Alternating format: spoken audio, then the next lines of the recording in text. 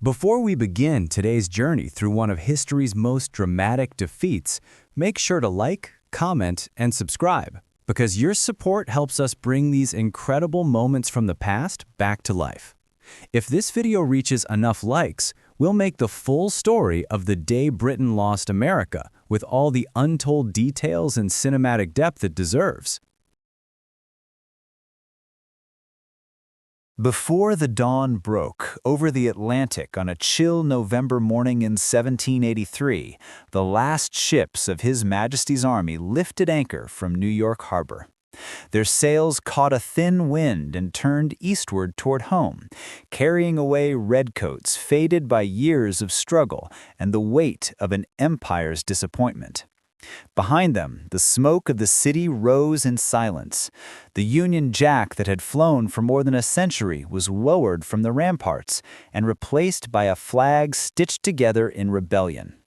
That image of a flag descending and another ascending would haunt Britain's statesmen for generations, for in that single gesture, the greatest power of its age had acknowledged a defeat not only of arms, but of conviction.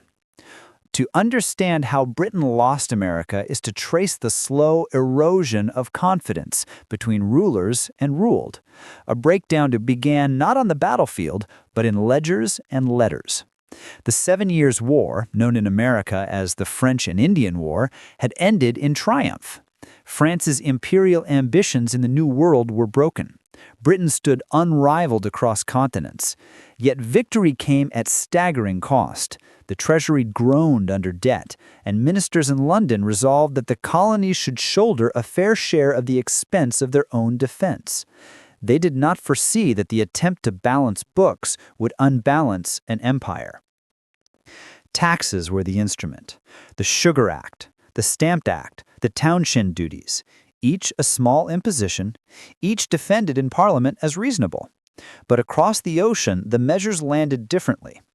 Colonists had grown accustomed to governing themselves in local assemblies. They accepted a monarch, but not a distant legislature that claimed the power to tax without consent. No taxation without representation became the slogan that joined merchants and farmers, lawyers and laborers. What began as a legal argument evolved into a moral one, whether liberty was compatible with obedience to an unseen authority 3,000 miles away. London regarded the discontent as petulance. To many ministers, the colonies were an ungrateful child of the mother country, prosperous and protected, yet unwilling to contribute to the common good. They misread the depth of feeling. Petitions were dismissed, protests ignored, and soldiers dispatched to maintain order. The arrival of redcoats and colonial towns, symbols of imperial might, had the opposite of its intended effect.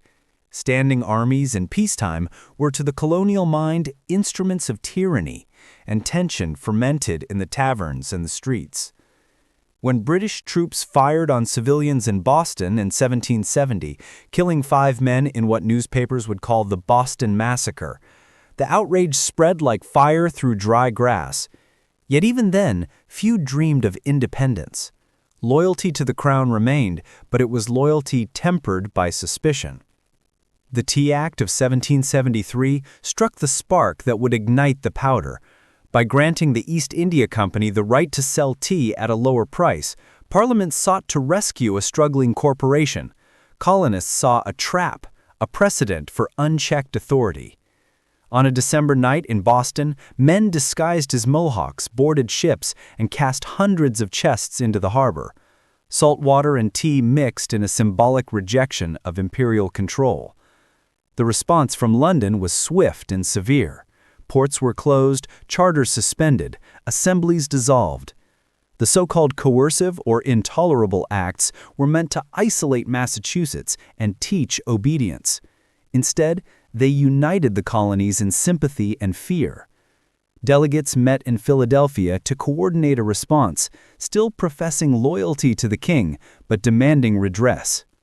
The die was cast when, in April 1775, British troops marched to seize colonial arms at Concord and met armed resistance at Lexington. In the gray light of dawn, the first shots were exchanged. Small, chaotic but momentous. What had been a quarrel of policy became a war of independence. Britain entered that war confident of victory. Its armies were disciplined, its navy unmatched, its treasury vast.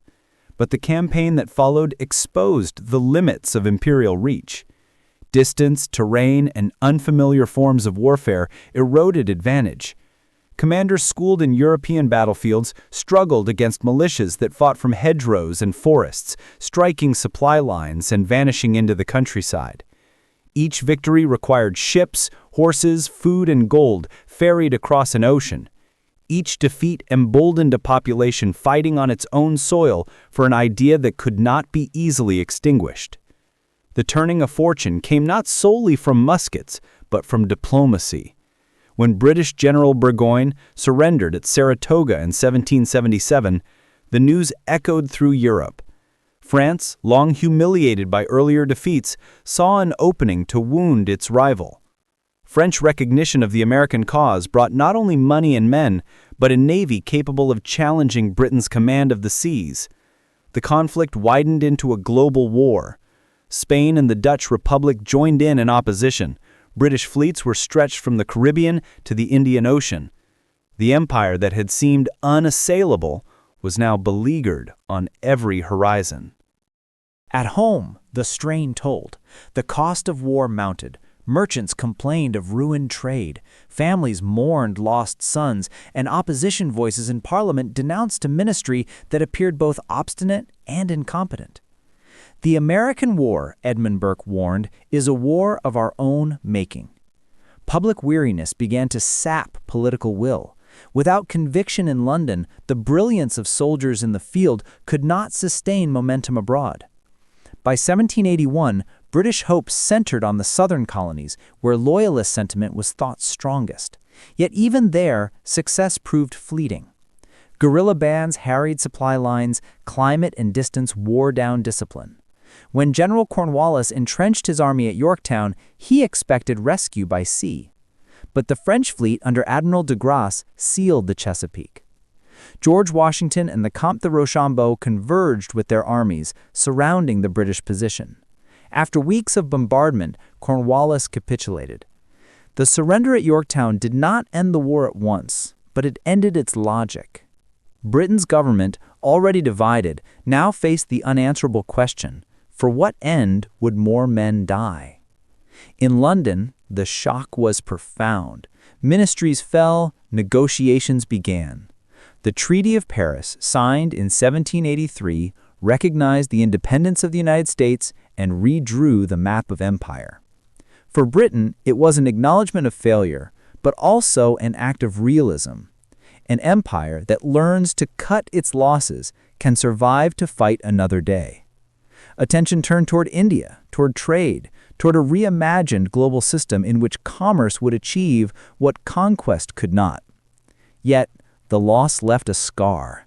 It humbled the nation's pride and forced a reckoning with the nature of imperial authority. The colonies had not been lost through weakness of arms, but through failure of understanding. An empire held by force alone is brittle. One sustained by mutual interest can endure. Britain would remember that lesson, sometimes applying it, sometimes ignoring it, as it built the far larger empire of the 19th century. For the men and women who lived through the parting, the event was more than politics. Loyalists fled to Canada and the Caribbean, carrying memories of betrayal and hope of new beginnings. Soldiers returned to an England weary of war, uncertain of what had been achieved. In America, liberty proved harder to manage than to declare, but the experiment endured. Across the Atlantic world, the idea that subjects might become citizens took root and grew. The day Britain lost America was not the end of Britain's story, but it marked the end of an innocence, the belief that authority granted by Parliament was sufficient to command the hearts of men abroad. On that November morning, when the last sails vanished beyond the horizon, An empire acknowledged its limits, and in doing so, preserved its capacity to change.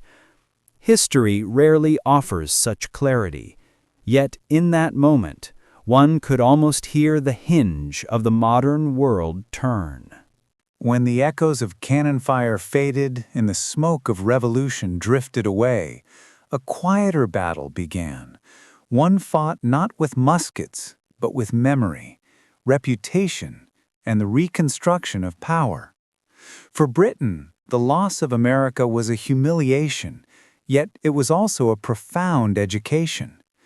No empire survives without learning how to absorb defeat, and in the wake of Yorktown, London's ministers set about transforming failure into renewal.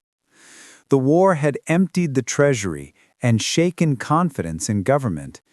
Newspapers bristled with recriminations. Caricaturists lampooned generals and ministers alike.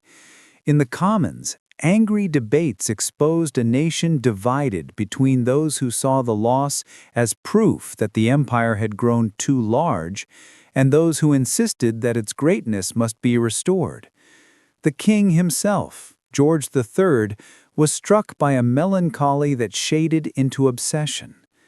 He had believed the conflict to be a matter of honor, that to yield to rebellion would invite the dissolution of the empire. Yet even he came, grudgingly, to accept that the cost of recovery outweighed the pride of persistence. While Britain mourned, the newly independent United States struggled to define itself. Across the Atlantic, old patterns of trade wavered but did not vanish. British merchants, pragmatic as ever, sought ways to resume commerce under new flags and new tariffs. The same ships that once carried troops now carried textiles and tea.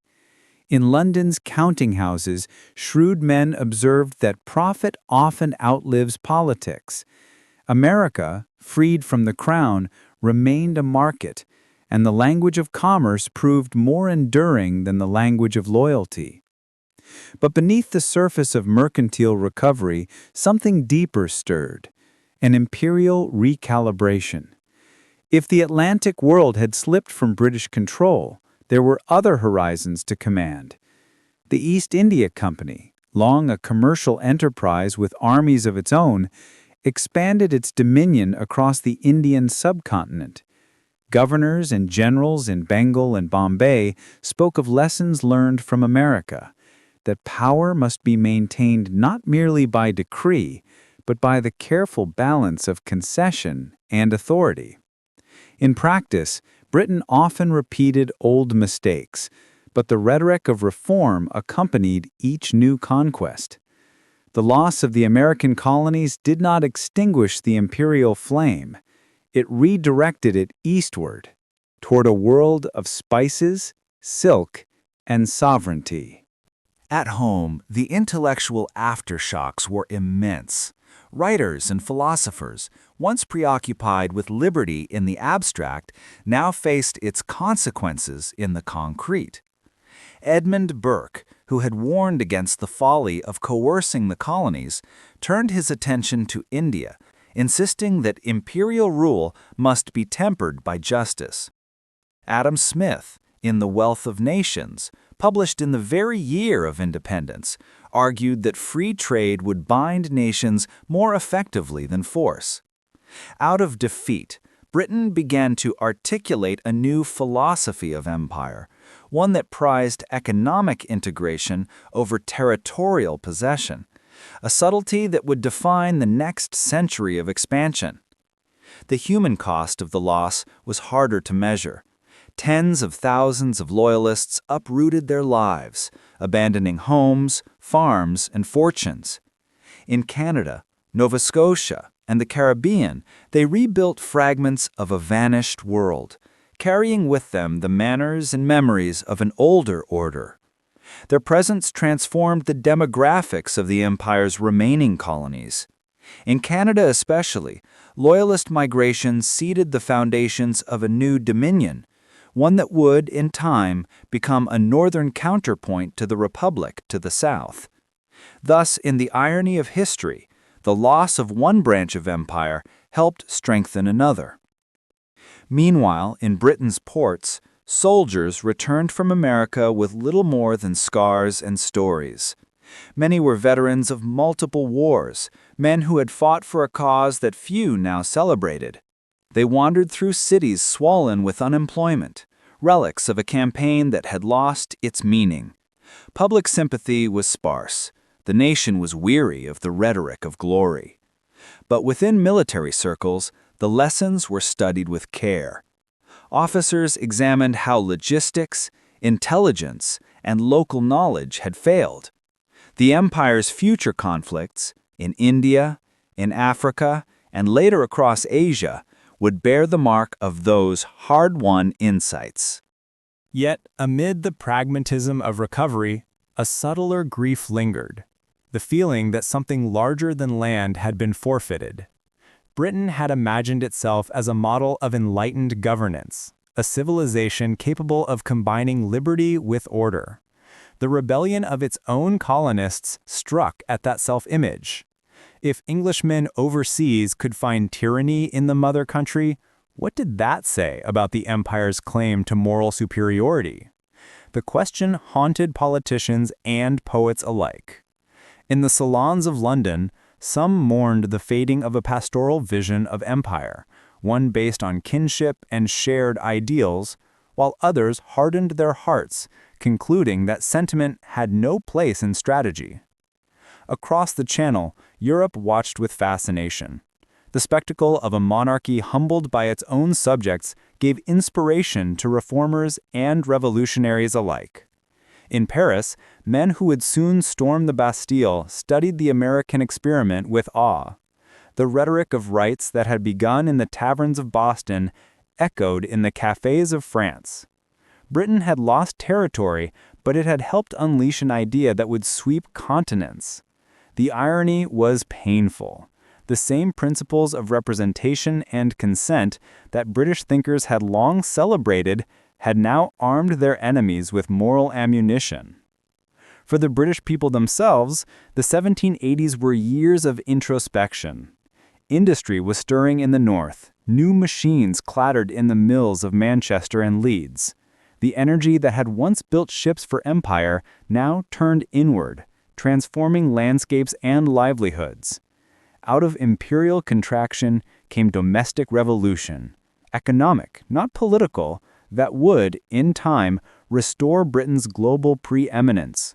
Steam and steel would achieve what muskets had failed to secure, a new foundation for power, woven through trade and technology rather than territorial command. As the century turned, few could yet see that the loss of America had opened the path to a different kind of empire, one less dependent on colonies of settlement, more reliant on markets, manufacture, and maritime supremacy. The Navy, chastened but undiminished, became the instrument of that transformation. The lessons of the Atlantic were applied across the seas. Never again would Britain attempt to govern a population of free-minded settlers without granting them a stake in their own rule. Canada, Australia, and New Zealand would, in time, be shaped by that new principle. Self-government within empire, a compromise born of defeat but matured into policy. Yet, even as Britain adapted, nostalgia persisted. In the paintings that adorn the halls of Westminster and the verses that filled the pages of London's magazines, America remained a lost Eden, a symbol of what might have been. Some spoke of reunion through commerce, others of rivalry through destiny. Across the ocean, the new republic kept one eye fixed on its former master, emulating its institutions even as it defied its example. The two nations, once bound by blood and now divided by independence, would spend a century circling each other in wary fascination. In the end, the day Britain lost America was not a single moment, but a process, a slow shedding of illusions, and a painful redefinition of greatness. The empire that emerged from that crucible was leaner, more calculating, and in some respects, wiser. It had learned that power without legitimacy is brittle, that the loyalty of subjects cannot be compelled indefinitely, and that the true wealth of nations lies not only in territories conquered, but in ideas exchanged. From the ashes of humiliation rose a different vision of dominion, one that would carry Britain into the age of steam and empire, and yet forever bear the shadow of those 13 rebellious colonies that had dared to say no. The Empire before the fall. At the dawn of the 18th century, Britain was not yet the colossus that would later bestride the world. But its ambitions, like its ships, reached far beyond its small, windswept isles. From the harbors of London and Bristol, from Glasgow's shipyards and Liverpool's docks, wooden masts pierced the horizon like spears. They carried tea from China, spices from India, sugar from the Caribbean, and, increasingly, dreams of empire. By the mid-1700s, the British Empire had become the greatest commercial power on earth. Its merchants and mariners tied continents together in a web of trade, wealth, and control. Across the Atlantic, 13 colonies flourished on the eastern seaboard of North America. From New Hampshire to Georgia, they were Britain's children, loyal, industrious, and growing richer each decade. To London, the colonies were jewels in a distant crown. To the colonists themselves, they were the promise of a freer world, a land where a man's destiny might be shaped not by aristocracy, but by effort and courage. And for a time, both visions coexisted. Britain supplied protection, law, and goods. The colonies offered raw materials and markets. It was a marriage of convenience and of rising tension. The 7 Years' War changed everything. When Britain and France clashed for global dominance in the 1750s, the conflict spilled across oceans and continents. North America became one of its most decisive theaters. British redcoats, fighting alongside colonial militias, wrested Canada from France.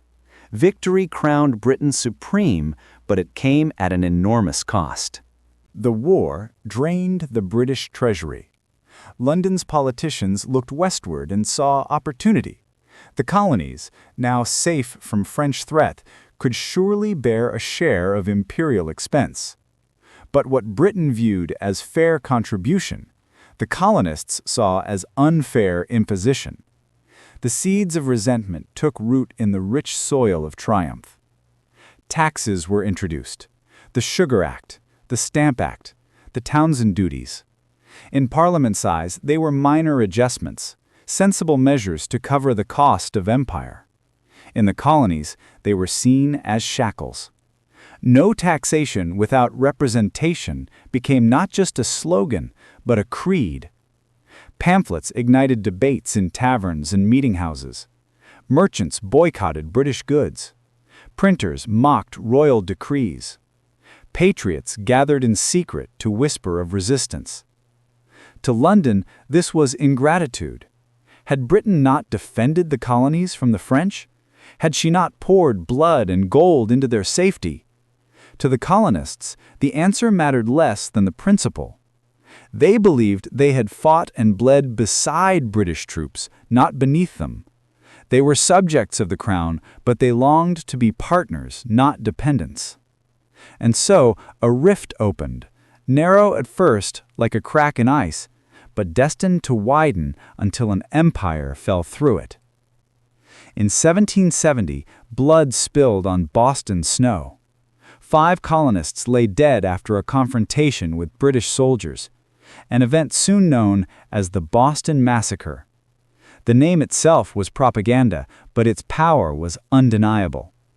In coffee houses and churches, preachers and pamphleteers fanned outrage into flame. Trust, once the invisible bond of empire, began to dissolve. 3 years later came tea and defiance. When Parliament granted the East India Company the right to sell tea directly to the colonies, Boston answered with an act of theatrical rebellion. Disguised as Mohawk Indians, men crept aboard British ships and tipped chests of tea into the harbor's black waters. The Boston Tea Party shocked London. It was not merely vandalism, it was open contempt for authority. The British response was swift and severe. The coercive acts, or as Americans called them, the intolerable acts, closed Boston's port, dissolved local assemblies, and tightened imperial control. What began as protest now felt like occupation. Soldiers patrolled the streets. Freedom seemed to shrink beneath the weight of empire. Yet, in the flickering candlelight of Philadelphia, delegates from the colonies gathered to form the First Continental Congress. They were cautious, respectful, still hoping for reconciliation, but they also spoke of rights, liberty, and the ancient English principles they felt Britain had abandoned. Among them were men whose names would echo through history: George Washington, John Adams, Patrick Henry. "I am not a Virginian," Henry declared, "but an American." Something had shifted. A new identity, fragile but resolute, was being born. Back in London, King George III saw defiance, not destiny. He was young, earnest, and determined that his realm would not be divided. He believed rebellion could not be tolerated, for rebellion once indulged would spread like fire. To the king, firmness was mercy, a harsh medicine to cure colonial fever. But to those across the sea, firmness felt like tyranny. And so, the stage was set for confrontation, for tragedy, for the day when Britain would lose not merely her colonies, but the pride of an empire. The dawn of 1775 rose over a tense and divided continent. In the towns and villages of New England, muskets were oiled, powder horns filled, and whispers of war hung in the morning air. What had begun as a political quarrel was now turning into something far more dangerous, a struggle for identity and for freedom. Across the Atlantic, few in Britain truly believed it would come to bloodshed. To most members of Parliament, the colonies were petulant but loyal children, noisy but incapable of rebellion. The idea that farmers, merchants, and tradesmen could stand against the might of the British Army seemed absurd. Britain's soldiers were professional, disciplined, and backed by the greatest navy on earth. The colonies, scattered and disorganized, were no match, or so London thought. But in America, something ancient stirred. The belief that liberty, once threatened, must be defended by any means. The colonies had grown up far from the king's immediate reach.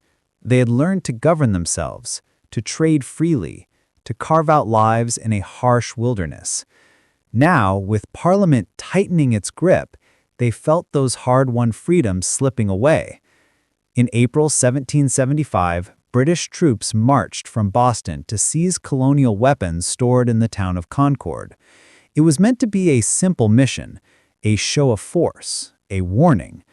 But as the redcoats advanced through the misty dawn, riders galloped through the countryside, carrying a single, urgent cry: "The British are coming!" At Lexington, they were met by a small band of local militia, farmers and shopkeepers standing nervously on the village green. No one knows who fired the first shot, but its echo would change history. The shot heard round the world sparked open conflict. By the day's end, British soldiers were retreating to Boston, harassed every step by colonial gunfire from behind stone walls and trees. The illusion shattered. The empire's children had taken up arms against their parent. The American Revolution had begun. News of the skirmish reached London weeks later, crossing the stormy Atlantic in the hold of a merchant ship. The reaction was disbelief, then anger. The idea that a band of settlers could challenge British authority struck at the heart of imperial pride. The government vowed to crush the rebellion swiftly, to show the world that no one defied the crown and survived.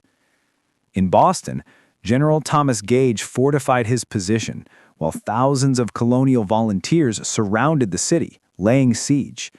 Within months, the hills outside Boston became battlegrounds. The Battle of Bunker Hill, fought in June 1775, proved a grim revelation. British troops stormed the heights 3 times before forcing the rebels to retreat, but their victory came at staggering cost. Over 1,000 British soldiers lay dead or wounded. In London, shock rippled through Parliament.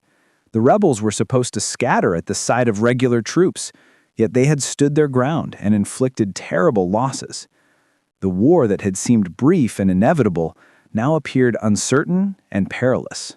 Meanwhile, in Philadelphia, the Continental Congress reconvened. Debate raged. Should they seek reconciliation or independence? Many still hoped for peace. They admired Britain, its culture, its law, its king. But after Bunker Hill, moderation seemed naive. The smell of gunpowder had changed everything. Among the delegates, one man rose above the rest, George Washington, a tall, dignified Virginian, chosen to lead the newly formed Continental Army. His task was monumental, to turn a collection of militias into a force capable of facing Britain's professional soldiers. Washington accepted the command with humility, writing that he did not feel equal to it, but he would not refuse the call of duty. As he rode north to assume command, America's hopes rode with him. By the winter of 1775, the conflict had spread beyond Massachusetts. Fighting broke out in Canada, in the Carolinas, and along the frontiers. The war was no longer a local rebellion. It was a continental struggle. Still, the colonies hesitated to declare full independence. Many clung to the hope that the king would intercede, that reason would prevail over pride. But as King George III addressed Parliament in late 1775, his words ended that hope forever. He declared the colonies to be in open and avowed rebellion, and vowed to suppress it by force of arms. The message was clear. There would be no compromise. From that moment, the war became not merely a dispute over taxes or laws. It became a revolution of ideas. Men and women across the colonies began to speak of liberty not as a privilege, but as a right. Pamphlets circulated by candlelight, chief among them one written by an Englishman who had made America his home, Thomas Paine. His common sense struck like lightning. Paine wrote that monarchy was an absurd relic, that a continent should not be governed by an island. He called on Americans to cast off their allegiance to the crown and create a new world, a republic founded on freedom and equality. Within months, his words reached hundreds of thousands. Farmers quoted him, soldiers carried his pamphlet in their knapsacks, taverns rang with his arguments. In London, few grasped the power of what was unfolding. The British government saw rebellion. America saw rebirth. By the summer of 1776, the tide of sentiment had turned irreversibly. On July 4th, the Continental Congress adopted a declaration unlike any the world had ever seen. It was both a statement and a promise that all men are created equal, that governments derive their power from the consent of the governed, and that when any government becomes destructive of those ends, it is the right of the people to alter or abolish it. The Declaration of Independence was an act of defiance so profound that it shook the foundations of monarchy itself. When news of it reached London, Britain was stunned. To many, it was treason, the greatest betrayal in imperial history. Yet to others, even within Britain, there was a whisper of uneasy admiration. The colonists, it seemed, had dared to live the very principles that English liberty had once inspired. But admiration could not stop the armies now assembling. Britain prepared to strike back with overwhelming force. Ships filled the harbors of New York, carrying tens of thousands of troops, redcoats, Hessian mercenaries from Germany, and loyalists ready to restore order. As drums echoed through the streets and flags snapped in the Atlantic wind, one truth loomed large. The empire would not yield easily, and America would not surrender quietly. The struggle that followed would decide not only the fate of a continent, but the destiny of freedom itself.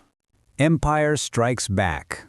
The year was 1776, the year empires clashed with ideals.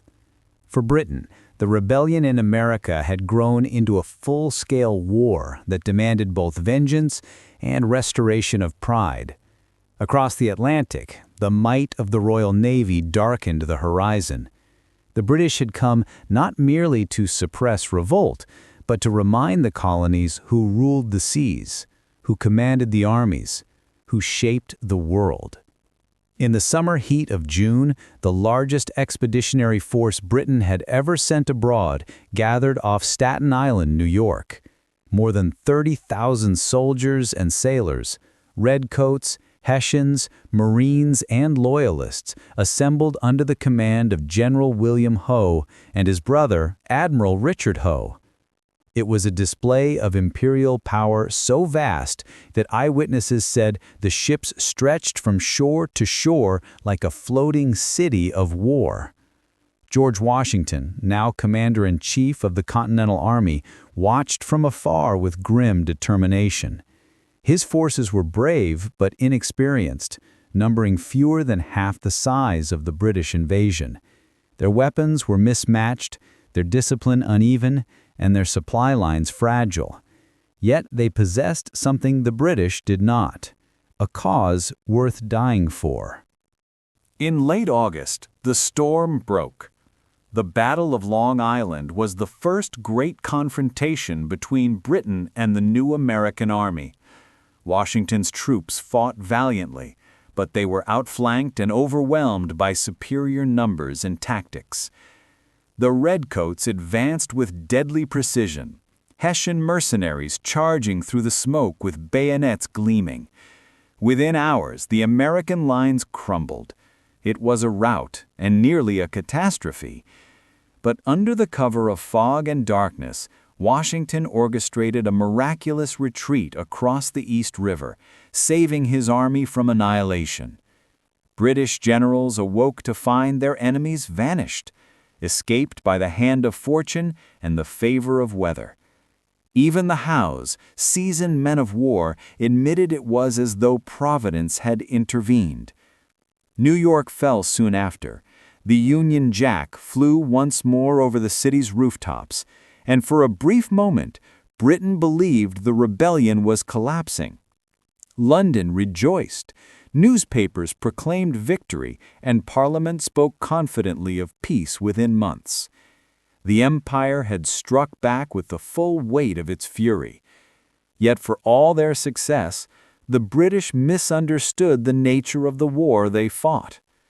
They believed the conflict was territorial, a campaign to capture cities and ports. But for the Americans, the war was ideological. They could lose battles, lose towns, even lose armies, and still fight on because what they sought could not be taken by force. They were not defending land, they were defending a dream. Through the winter of 1776, Washington's army retreated across New Jersey, cold, hungry, and disheartened. Many soldiers deserted, their enlistments expired.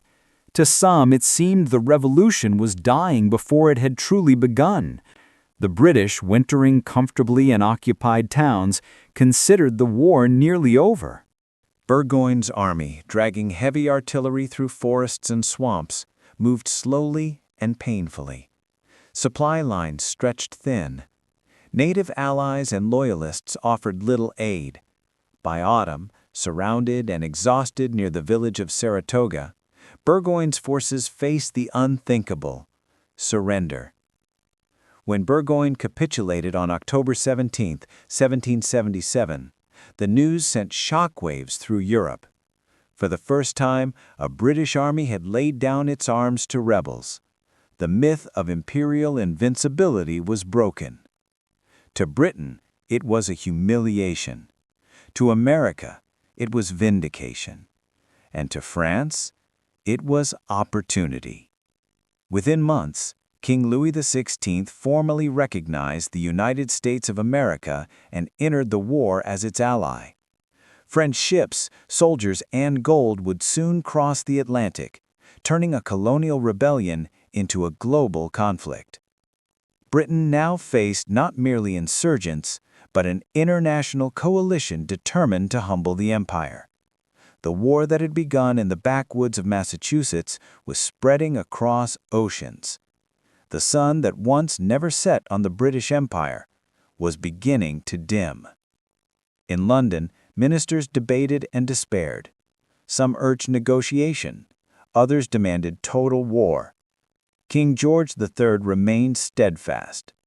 He would never recognize the independence of the colonies. To yield, he believed, would be to betray the sacrifices of those who fought under his flag. Yet across the sea, the tide of history was shifting, carried not by the power of guns alone, but by the spirit of a people who refused to bow. The empire had struck back, but the fire it sought to extinguish was only burning brighter. The world joins the war. The surrender at Saratoga changed everything.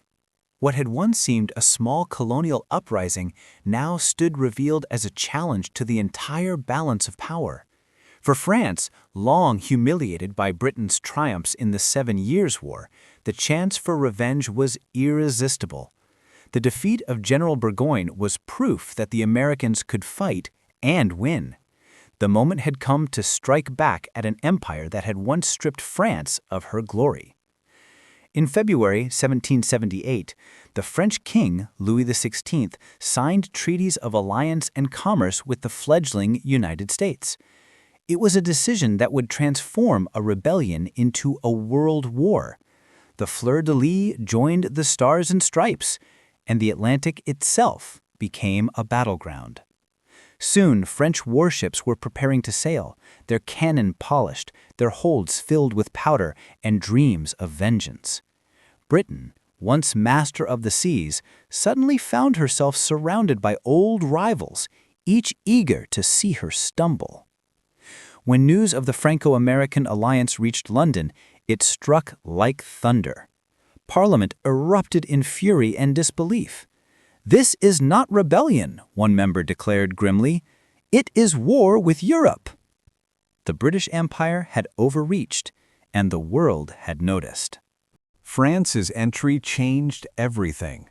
No longer could Britain rely on blockades and isolated battles. Now, the Royal Navy was forced to defend not only North America, but the Caribbean, the Mediterranean, Africa, and the coasts of India. The empire's vastness, once its greatest strength, became its greatest burden. The war that had begun on the cobbled streets of Boston now stretched from the Sugar Islands of the Caribbean to the farthest corners of the globe. French fleets attacked British possessions in the West Indies. Privateers raided merchant ships on every ocean. For the first time in generations, Britain's navy found itself stretched thin, unable to be everywhere at once. In America, the arrival of French support gave the Revolution new life. Soldiers who had fought for years with ragged uniforms and scarce gunpowder now found allies with money, muskets, and ships. The presence of French officers, men like the young Marquis de Lafayette, brought experience, discipline, and prestige to Washington's army. The dream of independence, once faint, began to seem possible. But for Britain, the situation worsened. In 1779, Spain entered the war as France's ally, seeking to recover Gibraltar and its lost territories. Soon after, the Dutch Republic, too, would join the fray. By 1780, Britain faced 4 enemies at once, a coalition that spanned continents and oceans. Never since the days of the Spanish Armada had Britain stood so alone. Even at home, unrest simmered. The war drained the treasury, food prices rose, and protests erupted in the streets of London. The press accused the government of arrogance, incompetence, and cruelty. For the first time, many Britons began to question not only the cost of the war, but the morality of empire itself. Meanwhile, across the Atlantic, the British war effort faltered. Despite holding New York and parts of the South, their armies could not crush the rebellion. Every mile of conquered land demanded garrisons and supplies. Loyalists were fewer than hoped, and partisan warfare made every victory hollow. The British generals had learned how to win battles, but not hearts.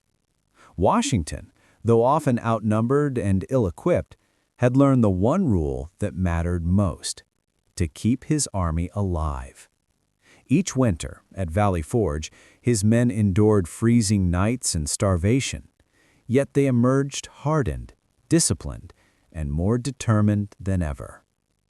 The harder the conflict, Washington wrote, the greater the triumph. By 1780, that triumph no longer seemed impossible. Across the Atlantic, French ships slipped into American harbors, bringing gold, gunpowder, and hope. French engineers built fortifications. Their officers drilled American troops. The two armies, once strangers, began to fight as one. Still, Britain refused to yield. The War Minister, Lord George Germain, devised a new strategy: shift the focus south. The southern colonies, it was believed, were filled with loyalists ready to rally to the crown.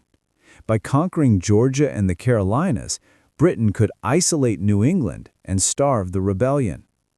At first, the plan worked. Savannah fell. Charleston surrendered. Thousands of prisoners were taken. London once again dreamed of victory. But the South proved as treacherous as the North. Patriot militias, led by men like Francis Marion, the Swamp Fox, waged guerrilla war, striking from the forests and disappearing into the swamps. British troops found themselves surrounded by invisible enemies, fighting a foe that would not stand in line and be defeated. The countryside burned with revenge, each side committing brutal reprisals. The war had become not just a fight between armies, but a struggle between neighbors, a civil war within a revolution. At sea, the French Navy harassed British convoys and engaged in daring raids. In the Caribbean, British and French fleets clashed in battles that would shape the balance of global power for decades. The Royal Navy fought valiantly, but it could not be everywhere at once. Every victory came at a cost that drained the empire's strength. Every defeat chipped away at its pride. By 1781, the British government faced a grim truth. They were fighting the world.